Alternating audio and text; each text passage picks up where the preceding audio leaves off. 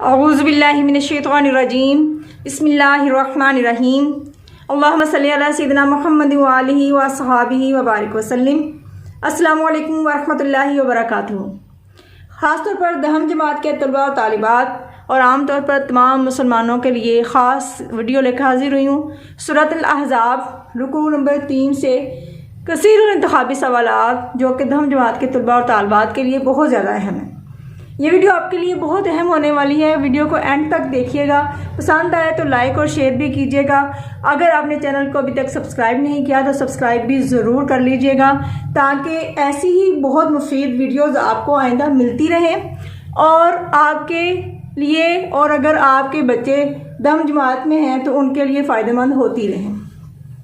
اس سے پہلے میں نہم جماعت یعنی 9th کلاس کے لیے سورہ انفال کو پہلے سے بنا چکی ہوں ویڈیوز اس کی تمام، تو اس کے لیے بھی آپ میرے چینل کو وزٹ کریں تاکہ آپ کو آسانی سے ساری ویڈیوز مل سکیں۔ تو شروع کرتے ہیں۔ سب سے پہلے نظر آ رہا ہے آپ کو مشقی سوالات یعنی مشقی الفاظ معنی کے سوالات جو مشق میں دیے ہوئے ہوتے ہیں، جیسے زیادہ کا معنی ہے کھا لیا، ضائع ہو گیا، زیادہ ہو گیا، کم ہو گیا۔ تو اس کا معنی تھا زیادہ ہو گیا، تو ہم نے اس ببل کو فل کر لیا۔ اسی طرح نخبہ کا معنی ہے نظر، منت، نظر یعنی آنکھوں سے نظر آنا، قول یا معاہدہ، تو نظر یعنی منت والا جو تھا تو ہم نے اس ببل کو فل کر لیا۔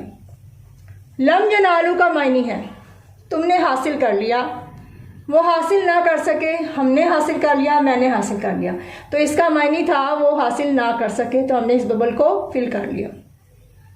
اسی طرح سے فریقن کا معنی ہے گروہ یعنی جماعت، دوست، دشمن یا ان میں سے کوئی بھی نہیں، تو ہم نے اس کا معنی پڑھا تھا گروہ یا جماعت، تو اس ببل کو ہم نے فل کر لیا۔ اس طرح سے اسوۃ حسنہ کا معنی ہے دعائیں، بد دعا، اچھا نمونہ یا مشہور، تو اسوۃ حسنہ کا معنی ہے اچھا نمونہ یا اچھا طریقہ کار، تو ہم نے اس ببل کو فل کر لیا۔ اب اس کے علاوہ میں نے سارے الفاظ میں نے یہاں پر نہیں دیے، صرف آپ لوگوں کو ایک نمونے کے سوالات میں نے آپ کو دکھائے ہیں، لیکن اگر لفظی ترجمے کے ساتھ یاد کیا جائے تو کہیں سے بھی لفظ آ جائے تو آپ آسانی سے اس کا MCQs جو ہے وہ حل کر سکتے ہیں۔ اس طرح سے آپ کو نظر آ رہا ہے بامحاورہ ترجمے میں سے سوالات یعنی بامحاورہ ترجمے میں سے بھی سوالات بن کر آتے ہیں، جیسے مومنوں کو لڑائی کے لیے کافی ہوا، اللہ تعالیٰ دولت، ہتھیار یا حکومت، تو ہم نے ترجمے میں پڑھا تھا مومنوں کو لڑائی کے لیے اللہ ہی کافی ہے، یعنی اللہ تعالیٰ مومنوں کے لیے کافی ہے، تو ہم نے اس ببل کو فل کر لیا۔ ہر شے پر قدرت رکھتا ہے، انسان، جن، اللہ یا فرشتے، تو ہم نے ترجمے کے مطابق دیکھنا ہے کہ ہم نے جو رکوع میں ترجمہ پڑھا ہے، ہم نے جو سورہ احزاب میں ترجمہ پڑھا ہے اس کے مطابق کیا جواب بنتا ہے۔ تو ہم نے پڑھا تھا اللہ تعالیٰ ہر شے پر قدرت رکھتا ہے، تو ہم نے اس ببل کو فل کر لینا ہے۔ اسی طرح اہل کتاب میں سے جنہوں نے کفار کی مدد کی تھی اللہ نے انہیں اتار دیا، پہاڑوں سے، ان کے گھروں سے، ان کے قلعوں سے یا ان کی زمینوں سے، تو ہم نے پڑھا تھا ان کے قلعوں سے۔ یہ بنو قریظہ کی بات ہو رہی ہے جنہوں نے مسلمانوں کے خلاف کفار کی مدد کی تھی۔ اللہ تعالیٰ نے اہل یہود کے دلوں میں ڈال دی نفرت، دہشت، بھلائی یا خیر، تو بے شک ان کے دلوں میں نفرت بھی تھی، لیکن ہم نے ترجمے کے مطابق سوال کو حل کرنا ہے، تو ہم نے پڑھا تھا کہ اللہ تعالیٰ نے ان کے دلوں میں دہشت ڈال دی۔ اگلا سوال ہے غزوہ خندق یعنی غزوہ احزاب۔ یاد رکھیے گا کہ غزوہ خندق کو ہی غزوہ احزاب یعنی غزوہ احزاب کو ہی غزوہ خندق کہا جاتا ہے۔ غزوہ خندق میں نامراد ہو کر لوٹے یہودی، عیسائی، کفار یا منافقین، تو نامراد ہو کر کون لوٹے تھے؟ کفار، جنہوں نے حملہ کیا تھا مدینے پر، تو ہم نے اس ببل کو فل کر لینا ہے۔